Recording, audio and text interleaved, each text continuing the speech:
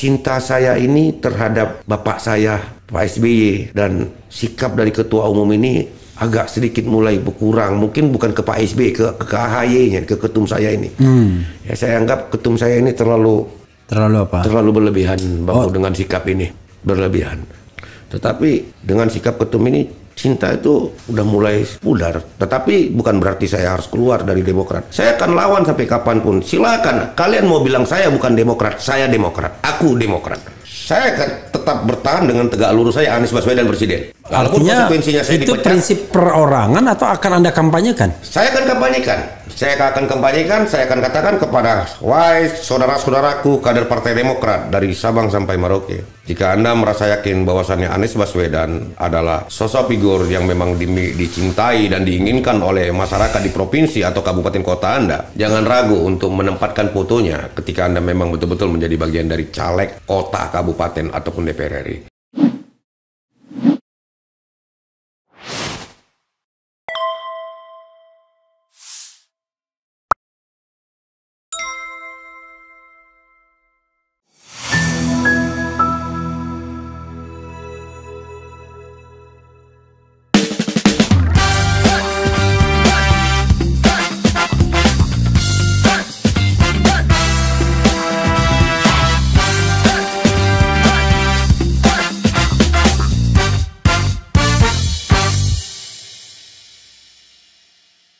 Assalamualaikum warahmatullahi wabarakatuh, sobat RH sekalian.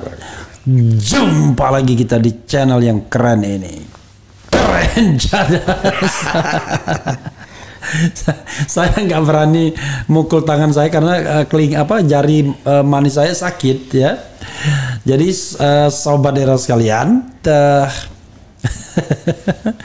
ini apa ya? Saya mendapatkan tamu ya yang maksa-maksa saya pokoknya dia pengen mengungkapkan sesuatu gara-gara salah juga Refli Harun channel memuat video dia. Nah, dia ingin klarifikasi, entah klarifikasi atau klarifikasi kita tidak tahu ya. Karena dia bilang oposisi oposio. Oposiso ya. Oposisi itu apa sisanya ya kan? Cuman dapat sisanya. Jadi kalau di sini AHA ya, bukan AHY itu AHA. AHA itu Aksa Halatu. Yes. Keturunan Minang dan Maluku. Double M ya, Minang Maluku. Dan tidak tahu kenapa kemudian dia membuat pernyataan seperti yang baru saja kita dengar di video. Silakan Bung Aksa Halatu, sampaikan pertanggungjawaban Anda. Protes ke RH Channel juga boleh.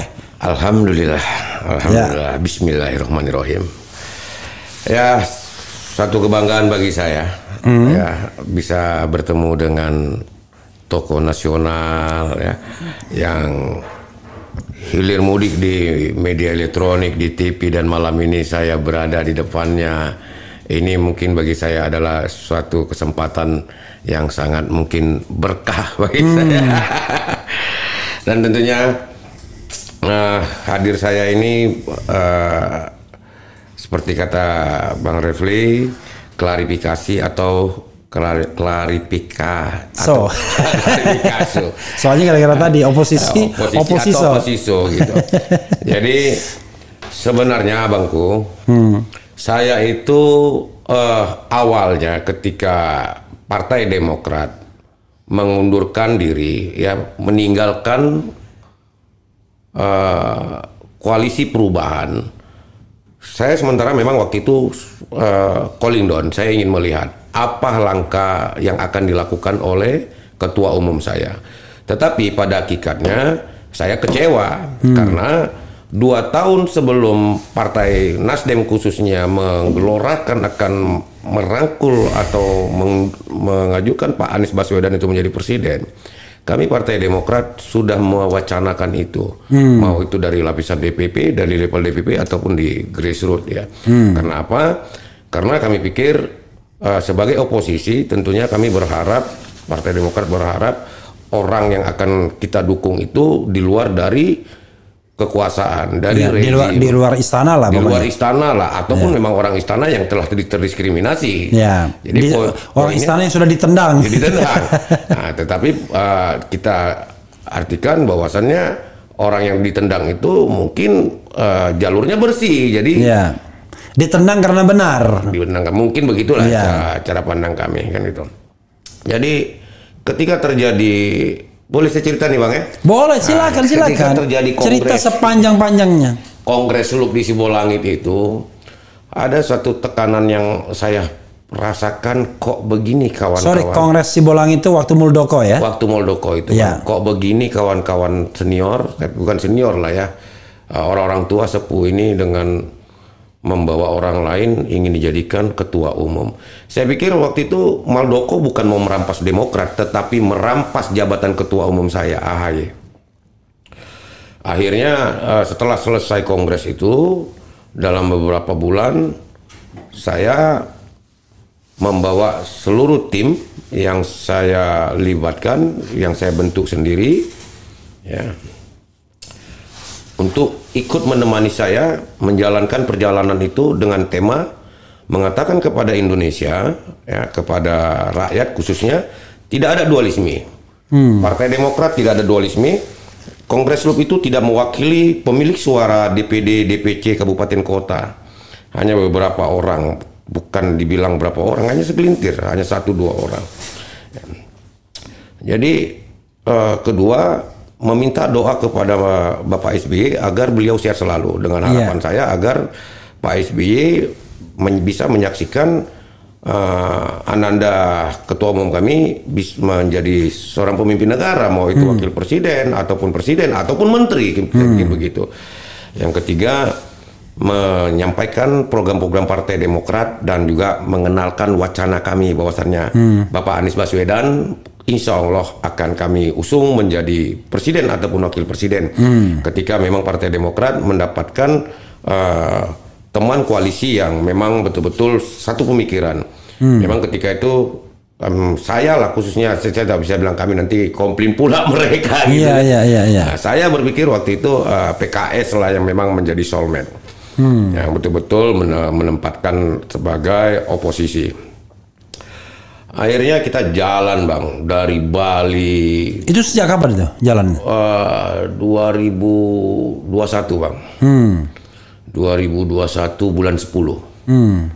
2021 bulan 10, antara bulan 10 bulan 9, dari Bali sampai dari Bali keliling Jawa sampailah kita di Jakarta itu antara 90 sampai 100 hari Bang. Dari Bali sampai Jakarta itu antara 100 sampai 90 hari, berarti 3 bulan lebih ya. Nah, setelah dari situ kita dilepaskan oleh ketum, oleh Mas AHY, kita lanjutkanlah perjalanan itu dari Jakarta ke Banten. Dari Jakarta ke Banten, ke Lampung, dan akhirnya sampai ke Aceh. Tetap temanya sama, saya pikir saya mengatakan kepada masyarakat dimanapun kami berada, tidak lepas bahwasannya saya mengiklankan partai saya karena mobil kita branding dan hari-hari kita menggunakan baju Partai Demokrat. Saya tidak kenal lelah, saya tinggalkan keluarga, saya tinggalkan pekerjaan, walaupun pekerjaan saya mungkin kuli lah katakan seperti itu. Saya tinggalkan pekerjaan, saya tinggalkan keluarga, saya menghadapi segala macam bentuk konsekuensi, mungkin bisa jadi kecelakaan, diserang orang tidak dikenal, ya, mengorbankan materi tak seberapa, karena memang tidak ada atensi atau subsidi apapun dari partai ketika itu. Dan semua itu saya lakukan karena cinta. Nah, jadi dengan keputusan ketum ini, ya selalu saya potong nih dengan singkat, dengan keputusan ketum ini yang menganggap bahwasannya ada satu sikap ataupun tindakan yang tidak beradab, katakan seperti itu. Ya, mungkin versi kami Demokrat mengatakan itu, versi mereka lah para elit yang tidak beradab. Saya masih mendengar juga bahwasannya ini bukan ke Pak Aniesnya, mungkin ke partai koalisi ya. Tetapi yang saya sayangkan waktu itu saya pikir begini, ya sudah kalau memang para elit berpikir bahwasannya ini adalah sebuah sikap yang tidak bisa ditoleran, tidak bisa tidak bisa dimengerti, biarlah mereka ke sana dan saya tidak akan melakukan sebuah sikap atau sesuatu yang menonjol. Saya pikir biarlah saya akan tetap ke Anies, tetapi saya akan berperilaku secara silent, bertindak secara silent, saya pikir. Tetapi setelah saya melihat lebih jauh, ya, dan akhirnya Bapak Prabowo Subianto itu menggandeng adik Gibran. Oke. Saya tidak bisa bilang dia bapak karena secara usia tuan saya ya. Bukan Mas Gibran, tapi Mas Gibran itu biasanya untuk orang yang kita hormati, untuk menghormati. Tapi kalau nggak perlu kita hormati, nggak perlu panggil Mas. Wah, saya pikir dengan memanggil Gibran adik, aja. memanggil adik juga saya masih menghormati. Oke, Dek Gibran. Adik Gibran karena saya lebih tua dari beliau ya. Oke. Dengan merangkul Dek Gibran yang saya pikir saya merasakan dan menyaksikan 9 tahun ini, Bang. Ya, yang saya bilang awalnya 8 tahun 3 bulan. Lalu Abang klarifikasi itu. 9 tahun ya. Saya menyaksikan itu, Bang, bagaimana rezim ini, pemerintah ini begitu menutup ruang dan menganggap kami adalah partai yang memang betul-betul harus diredam. Sedangkan oposisi itu, ya, bagi sebuah negara yang menjunjung sebuah ajas Pancasila dan demokrasi, ya oposisi itu sangat penting, sangat perlu.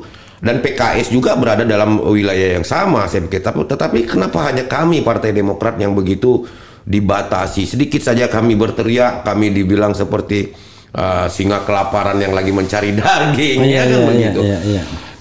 Itu tidak akan bisa saya lupakan, Bang. Saya menganggap Partai Demokrat ini seperti roh yang sudah betul-betul nyawa saya. Saya begitu mengagungkan Pak SBY. Tahun berapa gabung sama Demokrat? Saya gabung sama Demokrat itu 2003, Bang. 2003. Saya 20 tahun sudah ya. 21 tahun lah kira hampir, Bang. 2003 itu antara bulan 11 bulan 10 itu, Bang. Karena waktu itu aslinya saya ini kalau bulan 10 berarti 20 tahun. Karena ini baru 2023. Oh iya. 20 tahun. Tapi saya tambah aja jadi 21 tahun, biar agak lama sih. Oke. Jadi saya begitu mencintai partai ini karena apa? Karena saya melihat sosok Pak SBY. Lalu orang tua saya ini, Bang, punya bapak kakek saya, opa saya ini PM. Polisi militer. Ketika Pak Sarwo Edi sebagai Pangdam di Sumatera Utara, kakek saya ini bisa dikatakan juga sebagai ajudan.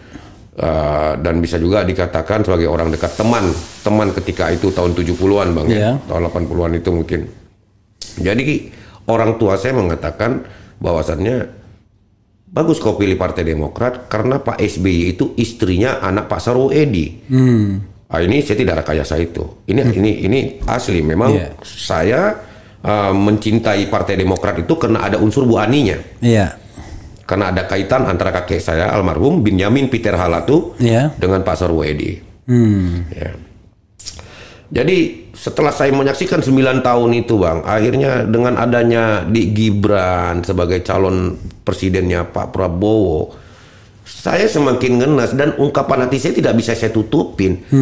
Kenapa ya?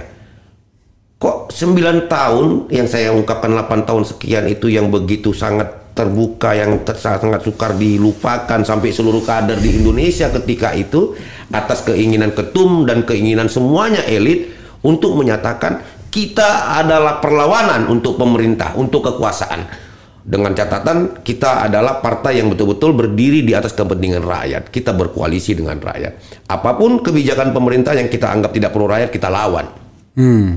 Ya.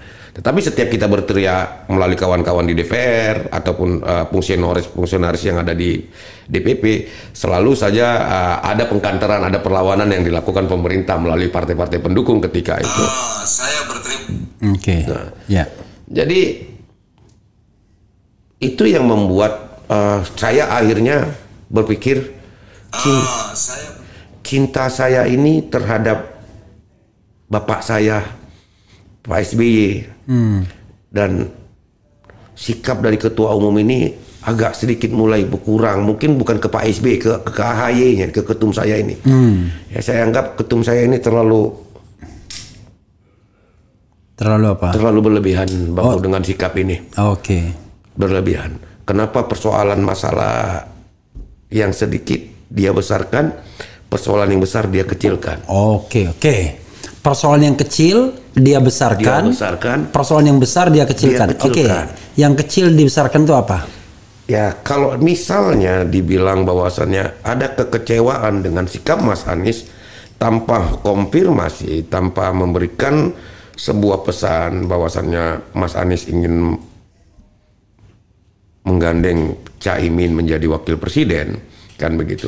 Tentunya jika para elit Demokrat itu menganggap politik itu adalah dinamis dan fleksibel, ya kenapa tidak difleksibel dan dinamiskan saja persoalan itu? Oke, kami sakit hati loh Partai Demokrat. Dengan sikap ini kami sakit hati, tetapi kami tetap bertahan di koalisi ini.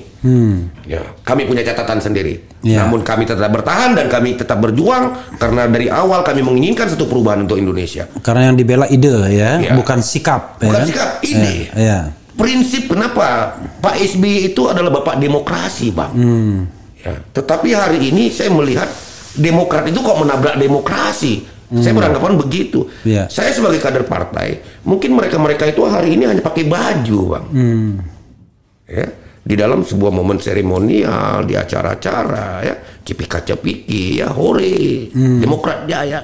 Ya, tetapi ketika mereka berada di wilayah tertentu di dalam rumah, mungkin mereka tidak bisa menggaungkan atau membesarkan itu. Tetapi saya mempunyai tanggung jawab yang besar. Sampai suatu hari saya memang betul-betul akan terpanggil untuk menghadap Tuhan saya.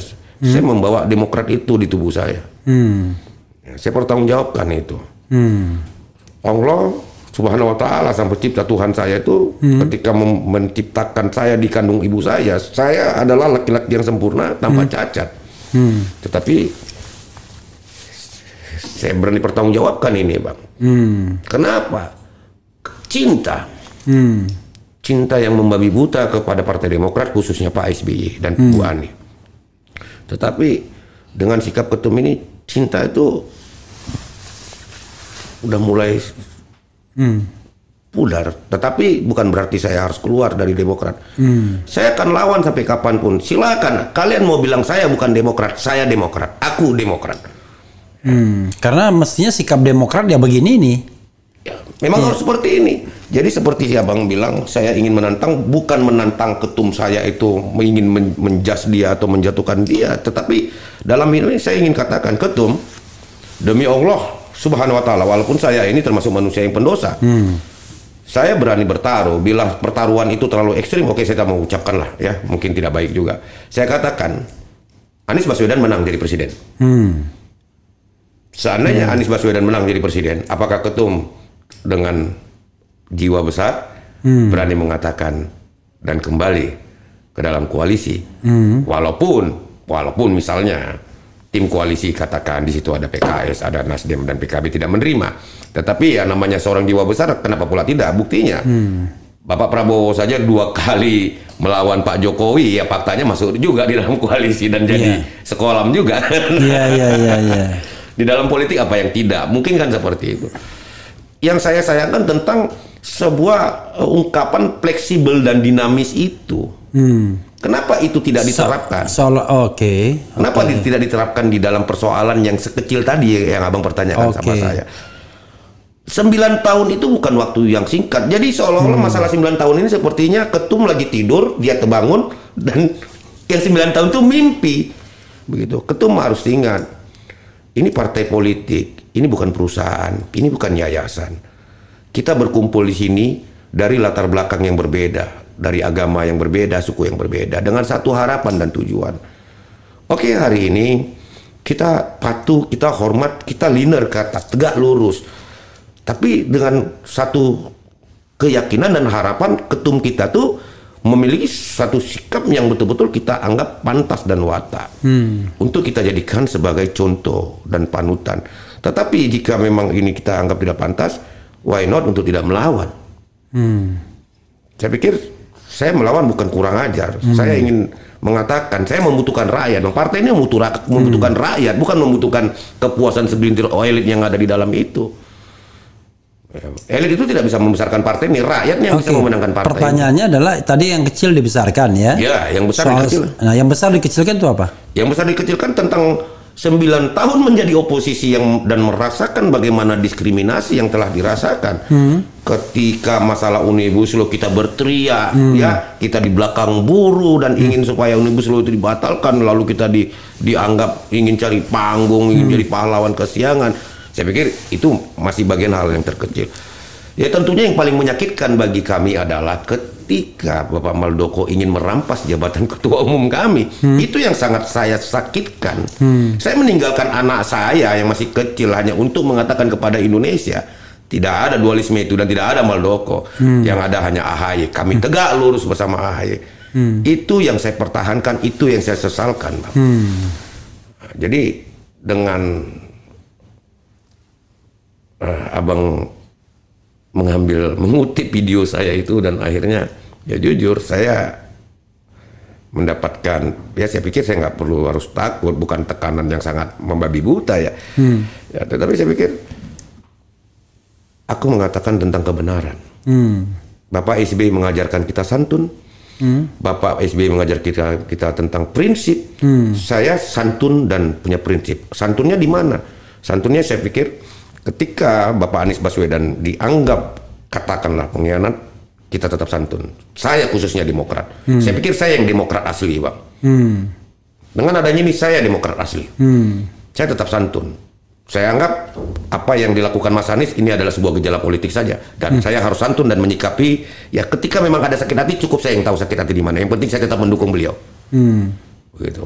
Prinsip. Dan ya. itu kan gejala yang bukan bertahun-tahun, cuman sekedar dinamika yang terjadi saat itu saja. Sebentar kan? saja. Iya. Hitungannya sebentar saja. Makanya tadi saya bilang yang 9 tahun itu kan bukan sebentar. Itu karena kalau hitungannya sama aja. Kalau misalnya hitungannya Wapres, di sana juga dilepeh kan? Nah, itu. Di sana dipertimbangkan juga kecuali enggak? Di sana Wapres, mungkin saya tidak akan bersikap, mungkin saya akan diam dan saya akan mendukung Anies Baswedan. Saya tidak akan pernah lari dari satu pikiran saya untuk memilih calon presiden lainnya. Ya. Jadi apalagi beliau mendukung, menggandeng seorang anak presiden. Saya tidak katakan, ya jujur Bang ya, apakah ini salah ataukah ini memang akan menjadi masalah buat saya. Tapi jujur, dari semenjak Bapak Jokowi menjadi presiden, sebagai seorang, saya pernah menjadi fungsionaris Partai Demokrat, ya sebagai seorang kader, ya sebagai seorang simpatisan. Saya tidak pernah menganggap bahwasannya beliau adalah bagian dari yang pernah saya dukung begitu. Saya tetap berada sebagai kader Partai Demokrat yang tidak pernah akan mau berada di wilayah itulah gitu. Jadi dengan adanya ini, Masya Allah, saya nggak tahu ya. Yang jelasnya saya bukan benci, tetapi saya memang tidak bisa harus menerima Pak Jokowi itu begitu sebagai kader Partai Demokrat. Gitu. Kalau ditanya tentang bicara kemampuan, keberhasilan, saya pikir ya sah-sah aja, punya keberhasilan juga, tetapi tetap ada juga kekurangannya. Banyak kekurangannya. Ya ada. Saya pikir kalau banyak itu saya bilang banyak, tapi ada. Saya bilang ada. Makanya dengan saya yakin dan saya yakin-yakinnya mengatakan perubahan itu karena kekurangan yang banyak itu, saya berharap ada perubahan, dan perubahan itu hanya bisa dibawa oleh Anies Baswedan. Kalau saya sih demokrasi yang makin regresif kan. Sekarang kita ngomong salah sedikit dilaporkan orang menyebarkan berita bohong kan. Ya, itu salah ngomong bisa kena tuntutan, bukan salah ngomong, menyampaikan hasil riset dituntut 4 tahun penjara. Apa-apaan zaman sekarang kayak seperti zaman Orde Baru lagi kan. Oke. Itu ya saya bisa merasakan ya, intinya adalah seperti peribahasa ya, panas setahun dihapus hujan sehari ya. Oposisi 9 tahun tiba-tiba berubah berbelok arah hanya karena dianggap dihianati soal penentuan Wapres. Penentuan Wapres loh, dihianati oleh penentuan Wapres, seolah-olah masalah itu masalah yang begitu besarnya. Kecuali kalau memang menjadi Wapres itu satu-satunya jalan. Ternyata di koalisi yang baru enggak juga. Dipertimbangkan aja enggak. Ya, itu yang membuat saya semakin sedih, Pak. Itu membuat karena kan yang mengurus SKCK itu kan Yusril Iza Mahendra, Erick Thohir, dan Gibran Rakabuming kan. nggak ada AHY disuruh mengurus SKCK kan ibaratnya. Jadi memang dari awal tidak dipertimbangkan sebagai calon wakil presiden. Oke, sekarang itu kekecewaan yang saya bisa pahami ya, dan juga barangkali kader Demokrat yang lain juga banyak pada bingung. Saya pastikan iya, saya pastikan ya bang. Saya tahu isi rumah saya lah bang. Saya pikir saya bukan beranalisa, saya bukan berasumsi. Mata dan telinga saya melihat langsung ketika saya menjalani 1 tahun 3 bulan dari Bali ke Aceh. Ketika saya singgah dari Bali ke Aceh, untuk mensosialisasikan, mengiklankan, mengenalkan ketum saya yang kelak bakal menjadi pejabat negara, insya Allah menjadi presiden atau wakil presiden ya, paling rendah ya menteri, ya kan gitu.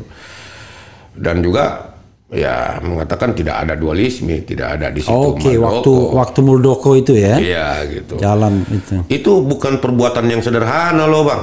Wah, kalau misalnya hari ini saya dibilang memangnya hebat apa sih perjalananmu itu? Waduh, saya bilang kalau saya suruh Anda yang jalan mungkin Anda ada megap mungkin. Ya. Saya bilang sama kawan-kawan Demokrat itu ya, jangan terlalu menyederhanakan perjalanan saya itu. Prajurit Demokrat Nusantara ini saya yang lahirkan. Saya membawa orang-orang saya ya, dengan mereka itu berani meninggalkan keluarganya, pekerjaannya, hanya ingin memuaskan perasaan saya ya, demi besarnya partai yang saya singgahi, dan mereka siap menjadi kader Partai Demokrat. Itu pun juga tidak mendapatkan apresiasi. Dulu pun ketika Pilkada DKI bang, saya dari Batam juga berangkat kemari. 3 bulan saya dari rumah ke rumah, termasuk adik ini juga ikut waktu itu.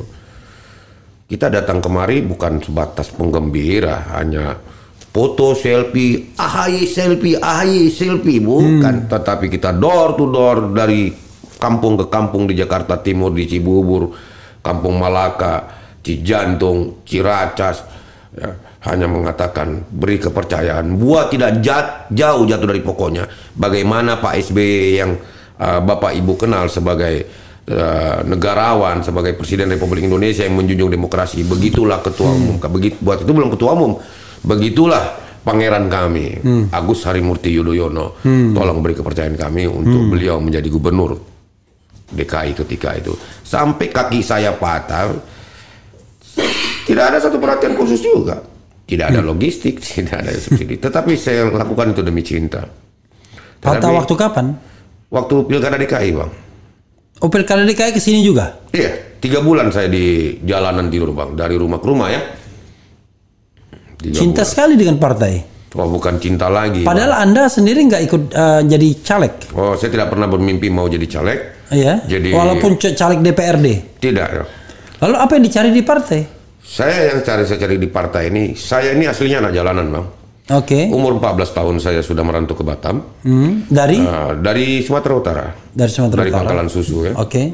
Jadi almarhum papa itu Pertamina ya, dan nggak tahu saya kok tiba-tiba usia 13 tahun kok bisa mengerti apa itu arti freedom, kebebasan. Saya tidak suka ada pengekangan di dalam rumah. Saya ingin melihat dunia luar. Akhirnya saya keluar. Hanya dibekali oleh sebuah keberanian, tidak dibekali pendidikan dan mungkin uang sagu ya dari rumah. Ya, saya bekerja sebagai biro jasa, sebagai calo di pelabuhan. Ya. Dari situ saya selalu saja bertemu dengan orang-orang yang mengalami apa itu yang namanya kelaparan. Apalagi waktu itu tahun 90 atau 89 ya bang. Istilah kita waktu itu tahun 90 itu adalah zaman kuda makan besi, manusia yang ekstrim, dunia rimba dan belantara, manusia yang tidak punya berkemanusiaan katakan di jalanan ya. Itu saya hadapi. Jadi setiap saya ketemu orang, saya selalu punya uang, saya kasih untuk beliau makan. Saya nggak peduli apa agamamu, apa sukumu, tetapi saya tidak mau melihat kau lapar. Karena saya pernah merasakan itu ketika di Pekanbaru tahun 89 bang, tahun 89 awal. Saya merasakan ketika saya lapar, saya tidur di pos Kambling di bom baru namanya ketika itu. Tidak ada satu penduduk pun yang datang melihat saya sebagai anak kecil untuk memberikan nasi. Di mana? Di Pekanbaru. Pekanbaru, oke. Di bawah jembatan Leton. Oke. Ya. Ketika itu hujan, Tidak ada satu penduduk yang keluar dari rumah untuk menghampirin saya mengantarkan nasi. Padahal mereka tahu ada anak kecil yang tinggal di pos kamling itu, yaitu saya. Saya betul-betul merasakan kedinginan kelaparan sampai saya ingat rumah saya, ingat kedua orang tua saya, dan saya ingin pulang. Tetapi saya bilang, oh inilah yang dibilang orang tua saya itu hutan rimba. Tapi ini masih kecil, akan saya hadapi. 14 tahun waktu itu, 13 tahun tuh Bang. Ya. Ini masih kecil, akan saya hadapi kekejaman dunia ini. Jadi ketika saya ke Batam tahun 89 itu juga, ya, dan akhirnya saya ketemu sama imigrasi, akhirnya menjadi orang tua angkat saya, namanya Pak Johannes, sudah almarhum. Ya. Beliau tempatkan saya di pelabuhan internasional. Saya akhirnya jadi calo, ya alhamdulillah saya dapat rezeki. Ya, saya bisa punya uang 50.000, 100.000 satu hari zaman itu Bang. Wah itu luar biasa sekali. Kadang aja kerjanya satu bulan ada yang gaji cuma 20.000 ketika itu kan. Saya dapat itu. Jadi setiap ada orang yang datang saya lihat kelaparan, saya kasih makan. Ini awal mulanya saya berpolitik Bang. Tetapi ketika semakin banyak tuntutan mereka seperti, Aksa, anakku mau sekolah. Wah, saya mana punya uang besar untuk menyekolahkan anak abang. Aksa, istriku sakit mau berobat. Saya nggak punya uang sebesar itu Bang. Tetapi hanya ngasih abang 20.000, 10.000, saya pikir itu uang yang sudah sangat besar. Tapi sampai berapa lama kan begitu. Akhirnya saya coba ingin terus belajar cara apa supaya saya bisa membantu orang lebih luas selain hanya mengasih makan. Akhirnya saya ikut organisasi-organisasi, organisasi lokal khususnya di Batam ketika itu, namanya anak tempatan, anak pelabuhan gitu. Kita punya iuran apa dan segala macam. Sampai suatu hari tahun 97 saya ikut partai PDI Perjuangan. Ya. 97 ya? Ya, 97 ikut PDI Perjuangan, kalau nggak salah itu pemilu, dan akhirnya pemilu itu diulang tahun 2000 ya Bang ya? Setelah reformasi 99. ya. 99 ya? Karena 98 reformasi ya? 97 saya juga menjadi salah satu orang yang mendapatkan diskriminasi waktu itu karena masih terbatas PDI ya. Waktu itu kalau zaman Orde Baru ikut PDI keren itu. Saya udah ikut itu Bang. Saya merasakan dilarang, dibatasi ketika itu. Sampai tahun 2000 saya ikut PDI Perjuangan, sudah punya kekuatan yang sangat luar biasa. Tetapi saya belum tahu apa tujuan saya. Saya tidak mengerti politik itu apa. Tetapi yang saya tahu, yang saya pahami, ada kepuasan saya melalui politik itu, saya bisa menolong orang lebih luas Bang. Gitu. Akhirnya karena saya yakin saya tidak akan punya panggung yang luas di situ, karena ya sangat kita tahu sama-sama di PD itu betul-betul harus memiliki keberanian yang luar biasa, ekstrim kan. Main gesek sana gesek sini. Saya merasa masih anak muda, anak remaja, wah ini bukan tempat saya. Akhirnya tahun 2000 saya keluar, 2001 saya ikut di Partai Kalah Perang Indonesia Bang. PKP. PKPI ya? PKPI Bang. Waktu itu pimpinan? Pak Edi Sudrajat. Masih Edi Sudrajat karena baru ya? 2001 Bang. Iya baru pecah itu ya dengan Golkar ya? Dengan Golkar. Datanglah beliau dengan Pak Trisno ya kan, ketemu sama saya dapat kesempatan berfoto ya kan, akhirnya saya bikin kalender gitu. Setelah 2002 saya tidak melihat ada kepuasan di partai itu. 2002 itu saya ikut PBI Bang Nurdin Purnomo, Partai Bhinneka Indonesia. Waduh, Nurdin Purnomo, hampir lupa saya namanya. Oke. Kenapa saya pilih Partai Bhinneka itu? Karena dari Bhinneka itu saya melihat ada sesuatu ikatan perasaan tentang rasa yang dikatakan etnis. Ya. Memang kalau kita bicara tentang Tionghoa, ya di tahun 90-an, 80-an, ini kan satu komunitas yang kita katakan di pinggir lah gitu. Tetapi saya melihat ada Tionghoa ini yang saya banggakan, kebersamaan dan ketekunan dia mencari rezeki itu gitu. Itu yang membuat saya tertarik untuk masuk ke partai PBI itu, karena didominasi oleh mereka orang Tionghoa. Rupanya 2003 itu tidak lolos verifikasi. Akhirnya saya pindah ke Demokrat. Tapi tujuan saya ke partai politik itu seperti pertanyaan Bang Rapli hanya satu. Saya menggunakan politik, yaitu partai politik ini hanya ingin menolong orang lain, Bang. Sarana untuk memberikan pertolongan kepada orang lain. Contohnya, ketika orang menginginkan anaknya sekolah, walaupun saya katakan waktu itu hanya pimpinan ranting, tetapi saya bisa menggedor dinas pendidikan, tolong saya minta agar ada dispensasi atau apapun itu. Karena waktu itu kami mendapatkan 4 kursi, Bang, ya, di DPRD di Batam. Saya dari Partai Demokrat, saya pengusaha dari Partai Demokrat, tolong kota yang mungkin diberikan kepada pejabat-pejabat itu saya minta supaya anak ini bisa sekolah. Begitu juga ketika ada orang yang sakit, saya akan menggunakan jalur itu untuk meminta melalui satu komunikasi yang baik ataupun keras kepada Dinas Kesehatan agar ada prioritas untuk orang tersebut. Jadi politik saya pikir untuk saya bisa memberikan pertolongan kepada orang lain walaupun saya bukan menjadi seorang legislatif ataupun eksekutif. Jadi itulah sampai hari ini saya bertahan, dan yang paling penting harus semua orang tahu, saya pikir saya kalau suatu hari akan menjadi anggota DPR RI ya, insya Allah. Amin, amin, amin. Ketika saya betul-betul sudah tidak punya perilaku yang menyimpang lagi, saya menilai bahwasannya Dewan itu saya nggak ketemu, Bang. Saya bukan orang yang pintar ya. Saya coba membaca Kamus Indonesia itu. Dewan Perwakilan Rakyat itu saya nggak ketemu ada terhormatnya di sana. Gitu. Jadi saya menganggap Dewan Perwakilan Rakyat itu adalah babu rakyat. Saya harus betul-betul bisa masa rakyat bilang terhormat gitu ya. Masa rakyat bilang terhormat gitu, karena namanya utus adalah perwakilan, orang yang diutus. Seseorang yang minta kerja sebagai pekerja outsourcing selama 5 tahun, kan gitu. Berarti dia harus membawa aspirasi dan inspirasi orang itu loh, Bang. Jadi saya berpikir dosa saya aja udah banyak, lalu saya minta suara 3.000 orang dengan meyakinkan mereka akan membawa perasaan mereka, keinginan mereka, aspirasi mereka, inspirasi mereka, cita-cita mereka. Jika itu tidak saya tepati, berarti dosa mereka saya tanggung, Abang Bu.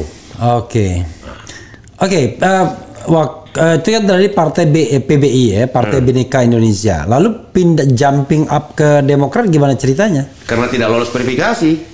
Tahun menjelang 2004 pemilu ya? Iya, sekitar bulan 10 tuh, Bang. 2003. Iya, 2003 itu, Bang. Karena tidak lolos verifikasi. Tidak lolos verifikasi itu. Tapi waktu itu ikut jadi caleg, enggak? Enggak. Saya tidak pernah terpikir untuk itu, Bang. Makanya saya terlalu panjang ceritanya tadi. Akhirnya saya bilang partai politik bagi saya hanya sarana untuk saya memberikan pertolongan kepada orang lain. Jadi gabung 2003 ke Demokrat karena tidak lolos verifikasi. Tetapi waktu itu tidak langsung gabung. Saya masih lama parkir. Saya mikir karena memang saya akan kemana gitu kan. Akhirnya muncullah berita-berita tentang kecengengan Pak SBY yang dielulukan Ibu Megawati ketika itu. Ya kan? Bukan dielulukan, disindir. Iyalah dilulukan. Diglorifikasi. Jadi akhirnya saya bilang, Pak SBY ini siapa? Ketepatan waktu itu ibu saya di sana, Bang. Lalu ibu saya bilang, Pak SBY itu istrinya itu Ibu Ani, anaknya Pak Sarwo Edi. Jadi kalau memang mau ikut partai, pilihlah partai itu. Gitu. Karena memang orang tua saya mengikuti, walaupun saya sama orang tua laki-laki kurang bisa komunikasi, Bang, ya, sama ibu saya. Ibu saya terus, walaupun saya tidak merasa dilindungi dari kecil gitu kan. Tetapi beliau selalu support. Akhirnya saya masuk Demokrat, itulah alasan yang paling utama, Bang. Karena kedekatan almarhum Opa saya Binyamin Peter Halatu dengan Bapak Sarwo Edi. Dan saya melihat ada aura ketokohan dan kebapakan yang sangat hebat di jiwa Pak SBY itu. Makanya saya cinta sekali sama dia. Sampai pernah suatu ketika Pak SBY itu di kota Batam, di kota saya, ada sekelompok mahasiswa, itu teman saya, mungkin bisa saya sebutkan juga namanya Azhar. Sampai saya sama beliau itu bertikai, Bang, karena ada sebutan kata-kata yang sangat tidak pantas kan. Mereka demo, akhirnya bertikai sama saya dan mereka melaporkan saya ke polisi. Ya, saya bukan ditangkap, saya ditahan, dipanggil juga di Polres waktu itu. Kapolresnya waktu itu Bang Karyoto. Ya, jadi saya bilang, saya hanya melindungi Dewan Pembina saya gitu. Ya kalian boleh kritik. Pemimpin memang wajib dikritik, Bang. Pemimpin wajib dimaki, tetapi makinya itu tidak boleh dengan kata-kata yang hewan, kata-kata yang kotor gitu. Tetapi maksud dimaki itu kan identik dengan kekerasan kata gitu, Bang. Kau tidak becus, kau tidak mampu memimpin, wajib kau turun, kan begitu. Karena kau tidak bisa membuat satu perubahan yang signifikan, tidak bisa membuat itu. Saya pikir seorang kepala daerah, seorang presiden memang wajib dikritik dan dikasari sama rakyat. Nah, kalau misalnya pemimpin dipuji terus, kacau, Bang, negeri ini, kacau daerah itu, Bang. Gitu. Tetapi pemimpin tidak boleh difitnah, Bang. Ya, bukan difitnah ya, tidak boleh dihujat dengan kata-kata yang seperti kata-kata binatang, kata-kata kotor, dan juga dipitnah juga nggak boleh, Bang. Karena fitnah tuh begini, Bang Rapli Harun ini dinyatakan melakukan gratifikasi, ya. Lalu saya upload itu di media sosial. Ini sama saja sama fitnah, Bang. Karena saya hanya memainkan perasaan dan dugaan saya. Kalau benar adalah Bang Rapli Harun gratifikasi, saya laporkan aja ke polisi dulu. Sampai polisi menyatakan abang tersangka, baru saya share video itu. Oke. Seperti itu, Abang. Kita jumping lagi ya. Sekarang semua sudah terjadi ya. Tadi saya juga berharap SBY berbesar jiwa dan balik ke Amin, kan? Oh iya, harapan saya seperti itu. Jadi, tapi sekarang terlihat kan, nasi sudah menjadi bubur. Mereka menjadi partai pengusung ya dari pasangan Prabowo dan Dek Gibran gitu kan. Lalu apa yang Anda akan lakukan ke depan ini? Ya, saya akan tetap bertahan dengan tegak lurus saya Anies Baswedan presiden.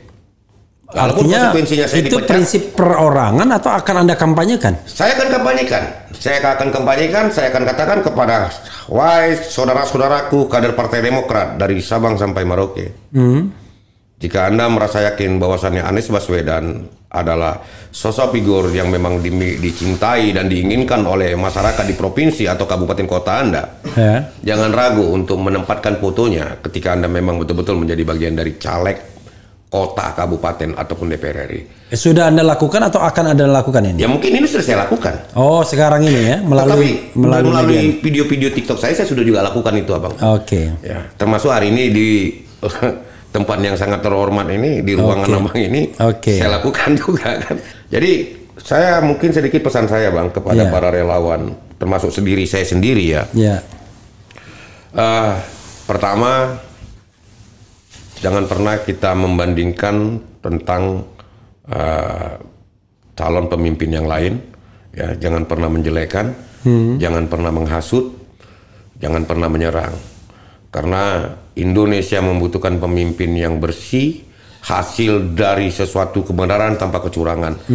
Jadi saya harapkan kepada relawan yang memang betul-betul menginginkan satu perubahan untuk Indonesia, rayulah mereka yang berbeda dengan kita, walaupun harus menyembah, ya. Rayulah dengan hati, jelaskan kepada beliau, kalau kita mampu menjelaskan siapa sebenarnya Anies Baswedan, agar kebencian yang mereka miliki itu bisa menjadi kecintaan. Dan mereka beralih karena mereka yakin dengan apa yang kita sampaikan.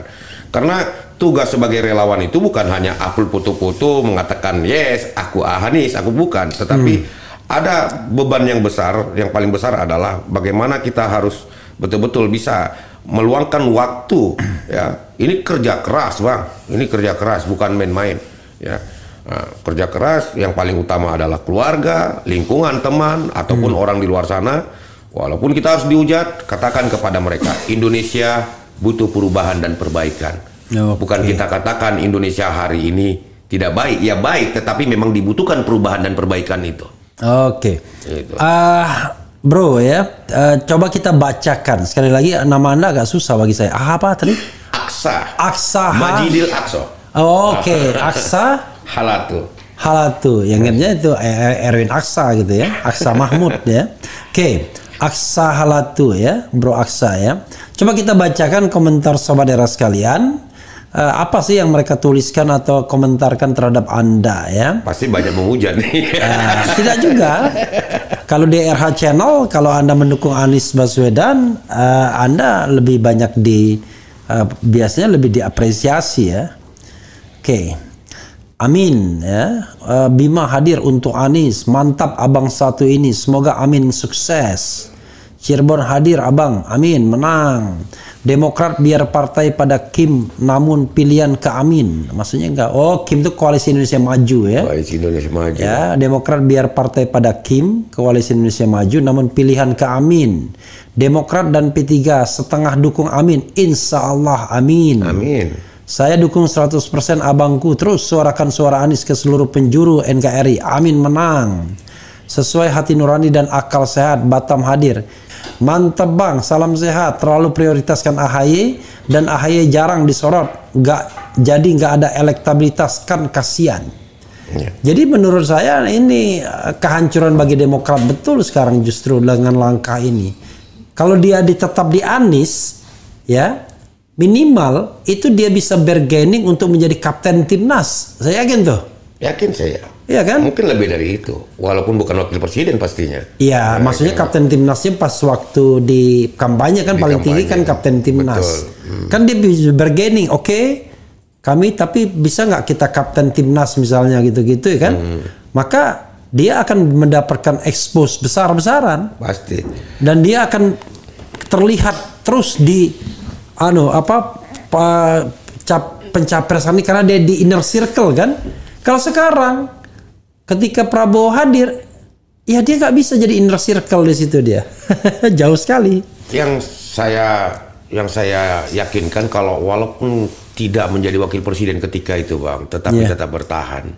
Saya yakin Partai Demokrat dari 54 ini bisa jadi 80 kursi bang. Iya.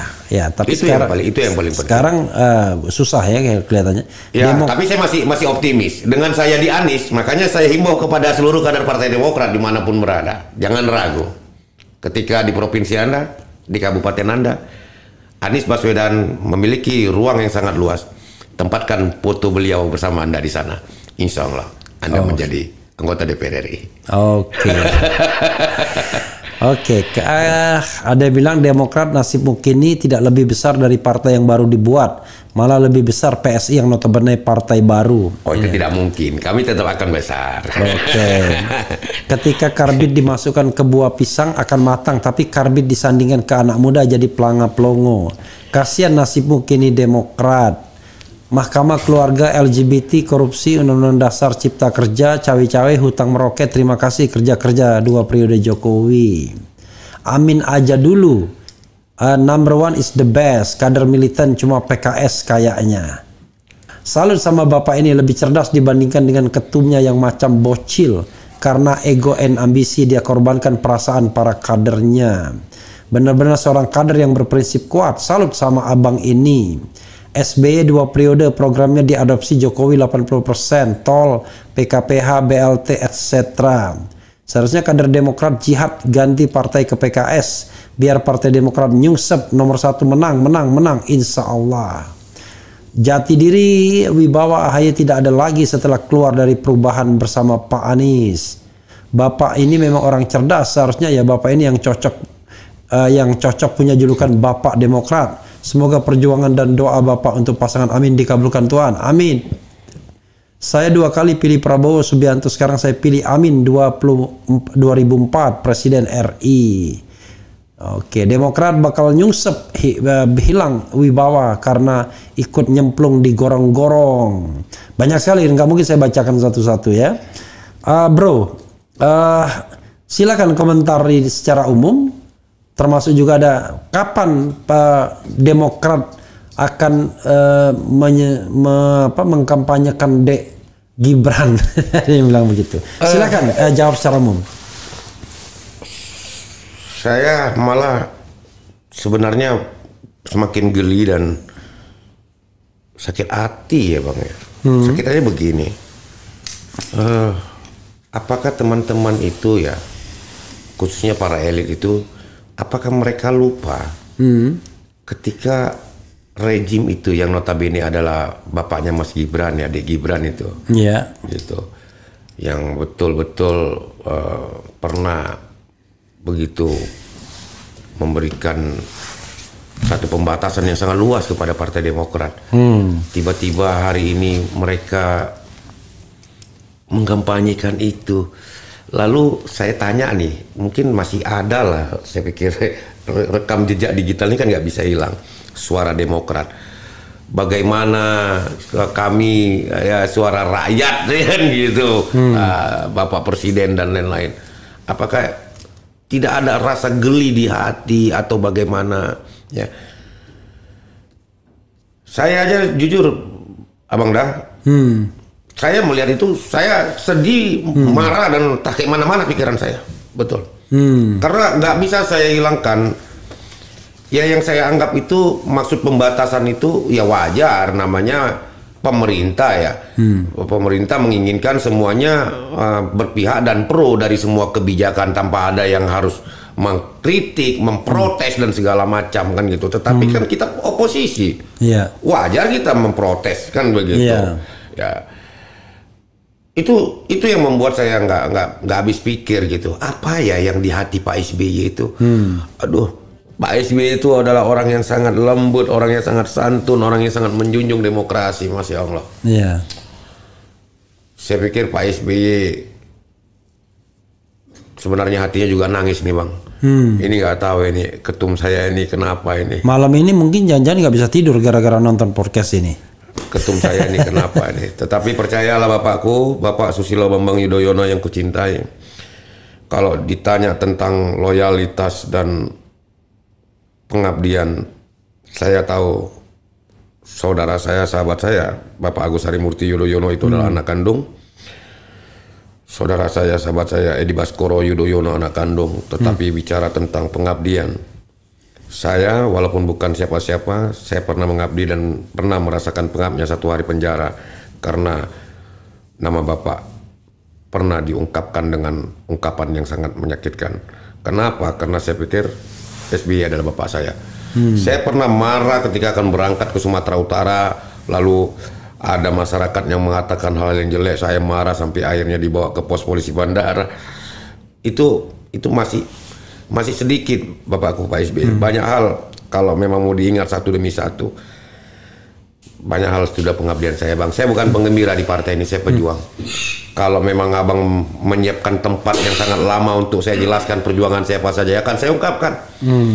Jadi percayalah, saya bukan mau menghancurkan partai ini, saya ingin menyelamatkan partai ini Abangku. Walaupun saya hanya kader. Tapi sejauh ini kan tadi mengatakan sudah pernah diperingatkan ya, atau diintimidasi atau dipanggil oleh DPP atau DPW atau DPD atau bagaimana? Kalau DPD, DPC-nya manggil ada, sampai saya bilang urusan kau manggil saya apa? Memangnya aku pengurusmu, aku bilang. Kau salah alamat ini. Kau bawa suratmu pulang. Tolong jangan berulang kali kau datang kemari. Karena saya ini juga memiliki barisan orang. Nanti kalau semakin lama orang melihat ini, akhirnya terjadi ungkapan emosi dan akhirnya nanti orang-orang saya datang ke kantor kamu jadi susah. Ya kan? Jadi yang bisa memanggil saya adalah ketum saya. Walaupun saya ini bukan pengurus, saya akan datang, saya siap di sidang mereka, saya siap mengkanter apa yang menjadi pertanyaan mereka. Kenapa saya harus mengatakan Anies Baswedan? Karena ini adalah prinsip awal yang harus terus dipertahankan. Kita adalah partai santun, kita adalah partai nasionalis, religius. Nasionalis itu adalah seorang tipikal yang betul-betul bisa membawa Indonesia menjadi lebih baik, khususnya suku, agama tidak dibeda-bedakan, dan itu hanya ada di Anies Baswedan. Jadi kita harus bertahan dengan nasionalis itu dan religinya. Religius itu kan bukan hanya Islam saja. Iya, religius. Ya, religius itu Kristen, Buddha, Hindu, Konghucu juga religius. Ya, gitu. Kita harus bertahan di situ. Anda melihat waktu Demokrat show of force ya, bikin acara di Senayan ya di waktu itu ya. Dan memperkenalkan bahwa calon presidennya Prabowo, Anda melihat itu sebuah sikap yang sebenarnya itu tidak sebuah pemaksaan, itu bukan sikap. Ya, yang saya sangat sayangkan itu, wahai saudara-saudaraku yang menjadi pimpinan DPD dan DPC ataupun kawan-kawan yang menjadi anggota legislatif kabupaten, kota dan provinsi, Ya kalau memang Anda katakan bahwasannya ini nggak benar, katakan saja. Ini kita berada di partai politik, bukan di perusahaan. Kita bukan digaji di sini. Untuk apa kita harus takut? Ya, untuk apa kita harus ragu ketika hati kita mengatakan ini tidak benar, ya katakan saja tidak benar. Seperti ketika kita katakan bahwasannya Muldoko itu nggak benar, kita lawan walaupun beliau adalah kepala staf presiden, walaupun beliau adalah mantan Purnawirawan Jenderal Bintang 4, tetapi karena kita anggap beliau mencoba untuk merampas jabatan ketua umum kita lawan. Kita bikin serangan hashtag dan segala macam. Tidak ada Muldoko, yang ada hanya AHY. Lalu kenapa pula ketua umum kita sendiri yang mungkin kita anggap salah bersikap, kenapa tidak kita ingatkan? Walaupun cara mengingatkan yang harus keras, yang penting tujuannya ingin menyelamatkan partai. Partai ini harus diselamatkan, gitu. Saya yakin sekali kemarin, Bang, 2024 ini Demokrat akan naik kelas, Bang. Tetapi setelah terjadinya ini saya jadi ragu sekali, Bang. Bila pun memang Anies kalah, ya saya tidak akan pernah takut dan malu, gitu. Ya dalam kompetisi kalah dan menang biasa. Tetapi keyakinan saya kan tidak harus prinsip, ya. Prinsip. Saya punya keyakinan. Saya seorang muslim. Saya diajarkan harus yakin dengan keyakinan saya. Saya harus yakin kepada Tuhan saya, kepada Nabi saya Muhammad SAW. Ya kan gitu. Dan juga saya harus yakin kepada pilihan calon pemimpin saya. Kalau saya nggak yakin, saya kacau. Saya udah dosa saya banyak. Saya nggak punya keyakinan, menjadi apa hidup saya ini? Oke, menarik ya. Ya, sahabat daerah sekalian,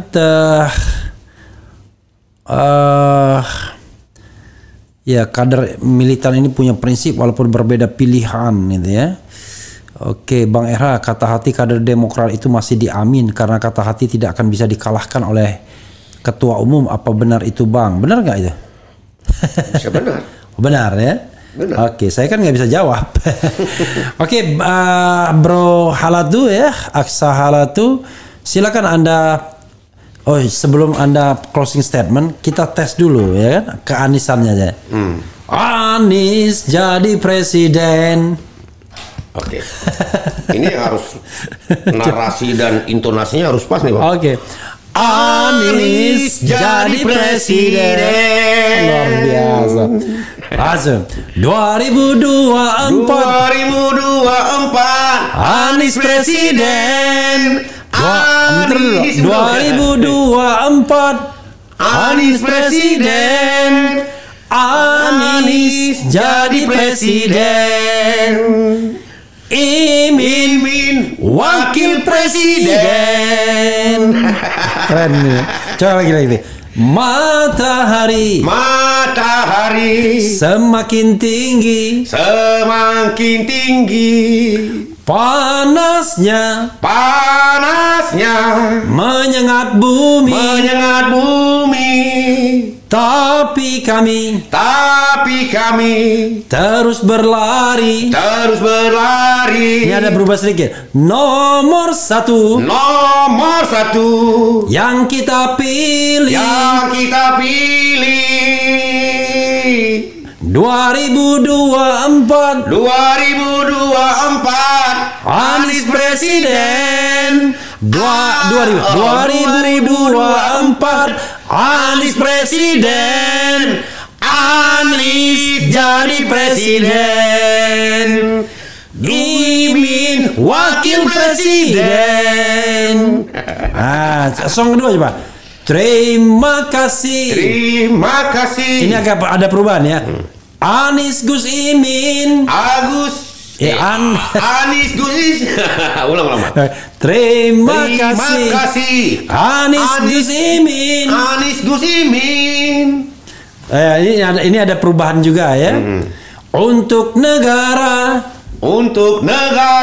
sepenuh jiwa. Tapi kami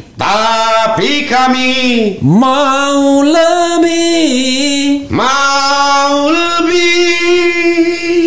Jadikan kau pemimpin negeri. Tadinya presiden RI, tapi karena setelah ini presiden kan, karena ini pemimpin negeri karena dua kan, Anies Gus Imin ya. Presiden benci korupsi. Presiden benci korupsi, itu harus. Ya, dan tak takut oligarki. Yang tak takut oligarki. Anies jadi presiden. Oke, bro, luar biasa. Jadi bisa take vokal nanti ya. Tapi ini yang terakhir saya minta juga kepada ketua umum saya. Ya. Ya. Ketum, pemimpinku, pangeranku, bapakku, Bapak Susilo Bambang Yudhoyono. Di sana juga ada om-om saya, ada Om Andi, ada Om Amir, dan om-om yang lain, dan abang saya Renanda Basar. Jika dalam 1 bulan lebih ini sikap saya ini dianggap adalah sebuah pengkhianatan, percayalah saya bukan pengkhianat, abang. Saya bukan pengkhianat, Ketum. Saya malah benci pengkhianat. Ya.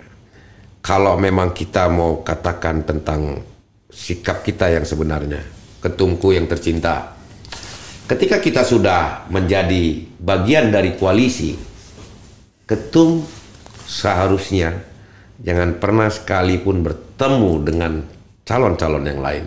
Tapi itu pernah kita lakukan. Kenapa itu harus kita lupakan? Sebenarnya ini satu pengajaran yang kita pertontonkan. Kita mengajari orang untuk berkhianat.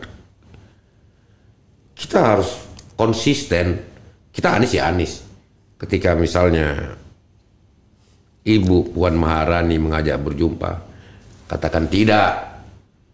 Foto, video bisa mengasumsikan hal-hal yang berbeda. Saya tidak mau.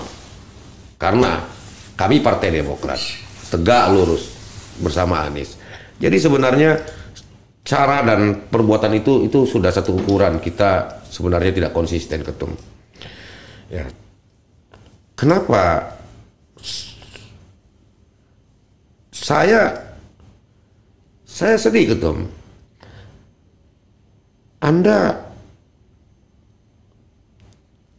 Saya tahu Anda pintar. Anda sangat pintar sekali. Itu tidak bisa saya bantahkan. Tetapi Anda belum watak menjadi seorang pelaku politik. Saya pastikan itu.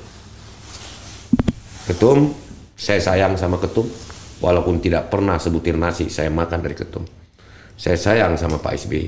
Saya sayang sama Partai Demokrat ini. Saya tidak akan pernah hengkang dari partai ini. Walaupun dengan terjadinya video malam ini di ruangan Abang Da Refli Harun, saya tetap Demokrat.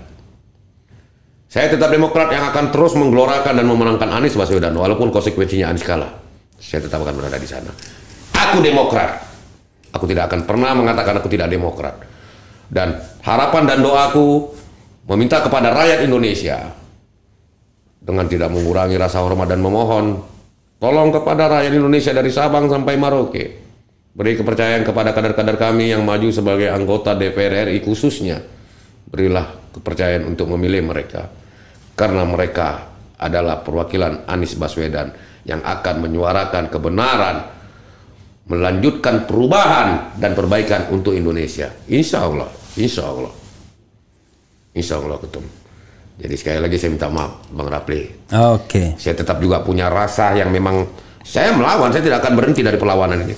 Saya bukan hanya sebatas menceritakan Anies melalui media sosial, tetapi saya akan terus melakukan. Contohnya, saya punya mobil, Abang Da. Mobil itu di branding gambar AHY dan Anies dari 2001. Oke. Sampai sekarang. Sampai sekarang. Tapi mobil itu sekarang, kenapa mobil itu saya gade? Karena itu bukan tidak ada peran siapapun. Itu mobil ada peran orang dulu yang memang ingin menjadi kader Partai Demokrat. Jadi saya bilang, partai dimanapun pasti punya mahar. Ya, mahar itu bukan berarti uang sekian. Ya. Jadi begini saudaraku, saya mau melanjutkan, saya ingin melakukan perjalanan, menggelorakan partai saya dan mengatakan kepada Indonesia tidak ada Maldoko, Anda mau tidak menjadi sponsor untuk menciptakan kendaraan saya. Lalu kita belilah mobil itu, ya, Teroza itu, dengan harapan orang tersebut akan jadi ketua Demokrat di Batam. Akhirnya jadi, orang itu jadi. Ya, orang itu jadi. Jadi udahlah, saya tidak mau cerita tentang perjalanan itu. Ya, udah, saya pikir saya bersyukur murid saya jadi ketua DPC, ya, dan saya lanjutkan perjalanan itu. Akhirnya tidak ada sumbang siapapun itu dari DPP itu, Bang. Sampai ada juga mobil satu kita beli dulu, mobil itu Zebra. Iya. Mobil itu Zebra akhirnya jadi sedan. Rusak di mana? Enggak, mobil sedan. Mobil sedan rusaknya di Palembang. Tulang Bawang. Kayagung. Saya suruh ketua DPC di sana untuk bayarin, bukan dibayarnya, malah dipakainya dan dipakai sama adiknya ya. Iya. Dipakai sama adiknya dan gambar Anies dicopot semua. Saya marah. Makanya saya bilang kemarin saya telepon, saya akan laporkan Anda ke polisi. Itu bukan mobil inventaris partai, itu mobil saya. Itu mobil PDN, Prajurit Demokrat Nusantara. Tidak ada satu orang pun yang bisa melarang saya menggunakan ini. Ini saya yang ciptakan, abangku. Okay. Prajurit Demokrat Nusantara ini dengan perjalanan itu. Jadi yang di Bogor juga mobil Peroza itu sudah, karena waktu itu anak-anak ini kan seperti sudah tidak punya asah lagi, harapan lagi untuk melanjutkan. Saya bingung. Makanya kalau misalnya akhirnya DPP semakin terus menyudutkan saya, walaupun dikatakan ini seperti membuka atau membuang ludah ke atas kena muka saya sendiri, saya akhirnya lama-lama saya ungkap juga. Saya tahu isi rumah saya ini, jangan tuntut saya untuk melakukan itu. Oke. Saya tahu isi rumah ini dari mana rumah ini. 21 tahun, oke, 20 tahun, saya hilangkan satuan. 20 tahun saya sangat tahu rumah ini. Saya pejuang partai ini, saya tahu asal muasal bagaimana pengkhianatan itu dan tahun berapa sebelum Johnny Allen melakukan kejahatan dengan mengajak Muldoko untuk melakukan Kongres LUP. 2010 sudah ada pengkhianatan itu. Saya bersama Bang Romada Pohan, ya, yang memberikan dukungan kepada Om Andi Malaranggeng. Dari sana kami sudah pastikan, jika seluruh ketua DPD dan ketua DPC kabupaten kota menganggap Bapak SBY yang notabene ketika itu presiden 2010 tuh Bang ya, Kongres Padalarang, sebagai presiden, sebagai ketua dewan pembina, sebagai ikon, sebagai simbol, bukan bendera lagi, simbol. Beliau udah seperti simbol, ya, ikon. Apapun yang dikatakan Pak SBY, seluruh pemilik suara harus ikut.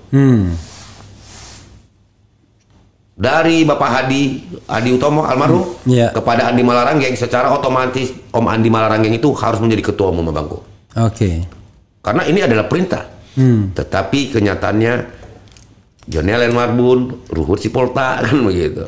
Mendorong Mas Anas, ya. Akhirnya juga Om Andi Marzuki Ali juga berpikir, ya Anas bisa, gua kok nggak bisa.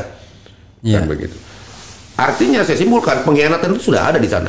Kalau mereka memang menganggap Bapak SBY itu adalah sesuatu yang tinggi diberikan rasa hormat, tidak ada perlawanan itu.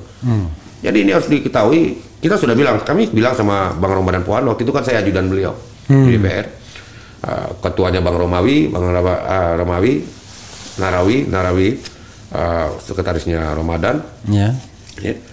Saya menggunakan pertemanan saya ketika Kongres 2005 di Bali, yang akhirnya banyak kawan-kawan saya menjadi ketua DPC, semua saya hubungi, semua sudah dari Kepri. Saya bilang, kita harus tegak lurus kepada Pak SBY. Pak SBY menginginkan Pak Andi Malaranggeng menjadi ketua umum, kita harus ke sana. Tidak ada yang lain. Jadi, abang bayangkan itu, kita kroco, tapi kita punya keinginan tetap mempertahankan bahwasannya Pak SBY itu tidak boleh dilawan dan dilanggar, Bang. Segitulah besarnya perjuangan saya, Bang. AHY harus nangis lihat itu, Bang. Ada AHY berasa, Bang? Nggak ada. Sampai mereka ada yang mati masuk penjara, Bang. Nggak ada satupun kader Partai Demokrat petinggi-petinggi itu yang memberikan apresiasi dari perjuangan saya, Bang. Saya sedih sebenarnya nengok partai ini. Tapi sudahlah, kecewaan saya sudah terlalu panjang sebenarnya, Bang. Ya, tetapi kekecewaan ini bukan berarti saya ingin meruntuhkan dan menghancurkan partai ini. Saya malah ingin menyelamatkan partai ini dengan meminta semoga suatu hari siapapun yang jadi ketua umum, tolonglah dipilih betul-betul fungsionaris para elit DPP itu yang betul-betul memiliki kriteria kemampuan ilmu bermasyarakat, bukan hanya orang yang hanya berbahasa konsultan, apa istilah lagi, Bang? Apa lagi ya? Intelektual, pada segala macam. Yang penting harapan saya Partai Demokrat betul-betul bisa merangkul orang-orang daerah yang berawal dari ketokohan untuk membesarkan Partai Demokrat. Bila seperti yang hari ini saya pikir, aduh udah saya ampun aja lah nengok mereka. Tapi percayalah, saya tidak takut kok. Apapun yang mungkin Anda saksikan malam ini, saya semakin luas dan semakin liar sebagai orang yang mengatakan mendukung Anies. Saya pertanggungjawabkan itu. Hanya kematian yang bisa mengatakan saya bukan Demokrat. Anda tidak punya hak mengatakan saya bukan Demokrat. Walaupun Anda mengeluarkan surat, aksa dipecat. Ini bukan perusahaan, ini partai. Saya tidak dapat gaji di sini karena Anda tidak punya untuk memecat saya. Oke, closing statement. Closing statement. Closing statement. Closing statement. Saya pikir itu saya ucapkan terima kasih yang sebesar-besarnya kepada seluruh rakyat Indonesia, khususnya Bang Refli Harun yang memberikan ruang yang sangat baik bagi saya malam ini. Wow, panjang umur, bahagia dan sehat selalu, insya Allah, Menteri ya. Calon Menteri Hukum dan HAM.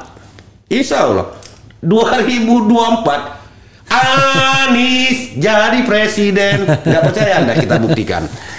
Insya Allah. Jadi kepada relawan dan juga kepada pendukung, jangan pernah menjas dan menjelekkan. Biarkan mereka yang punya pilihan mengatakan kami Prabowo, ya biarkan, doakan.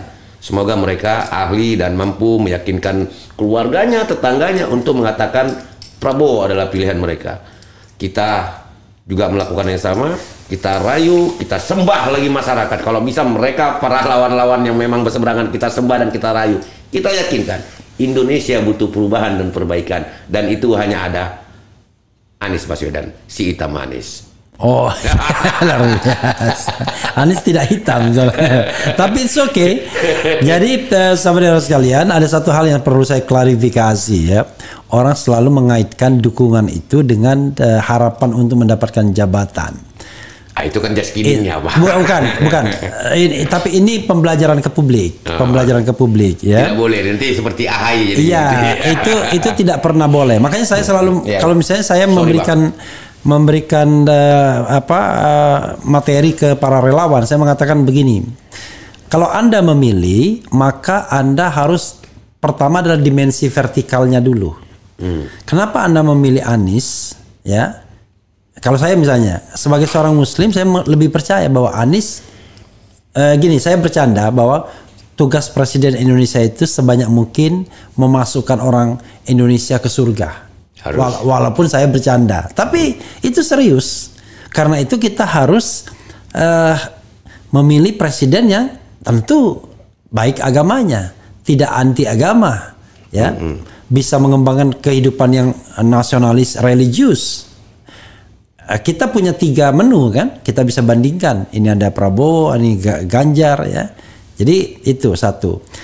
Dan kalau kita niatnya benar, maka kalau menang ataupun kalah, misalnya kalah, kita tetap dapat pahala, saya bilang. Kepuasan batin. Ya, pahala, tapi pahala dari insya Allah dari Allah. Kalau menang, kita dapat pahala dan dapat bonus. Bonusnya kemenangan. Kemudian kalau menang dan kemudian kita terangkut atau dipercaya dalam pemerintahan atau dalam jabatan apapun, kita dapat bonus 2 kali. Tapi itu bonus, bukan tujuan. Jadi tujuan kita adalah, kalau saya mengatakan, saya ingin sekali negara ini menjadi negara yang baldatun thayyibatun wa rabbun ghafur, negara yang adil dan makmur. Dan hal yang kecil yang saya harapkan adalah nge-YouTube seperti ini nggak diancam untuk dilaporkan ke polisi, karena kita betul-betul berdemokrasi secara sehat dan akal sehat. Nah itu ya, jadi kadang-kadang saya jengah juga, karena saya bilang jangankan kita kan gini, free will, kehendak bebas, ya kehendak bebas kita untuk memilih siapa, untuk stand siapa. Kemarin saya diundang oleh partai lain, saya bilang as long as you stand for democracy, ya, maka Anda, you are my friend. Tetapi kalau Anda tidak stand for democracy, maka Anda, maybe it could be you are my enemy. Jadi bagaimana mungkin kita kemudian melihat demokrasi itu timbul dari calon-calon lainnya kalau cara pemilihannya sangat feudalistik? You understand what I mean? Itu ya. Oke. Sahabat era sekalian, itu saja. Yang terakhir lagi boleh nih Bang? Ini untuk adik-adik saya. Oke, silakan. Ya.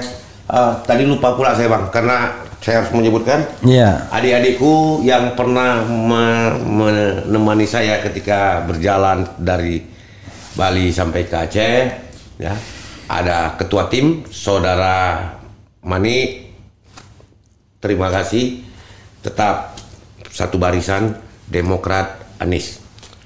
Puput, Pi, Sahran,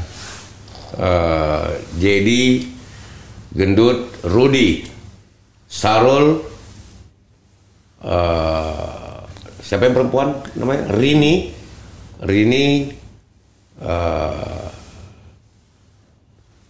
Rizky di Kuwait, Jeb, Panglima Jeb di Bukit Tinggi. Siapa lagi? Semuanya 14 orang. Siapa lagi? Ya, kalian semua, Ricky Beno. Kalian semua di sana tetap pegang teguh, kita Demokrat. Kita sudah mengatakan dan mengiklankan Demokrat selama 1 tahun 3 bulan.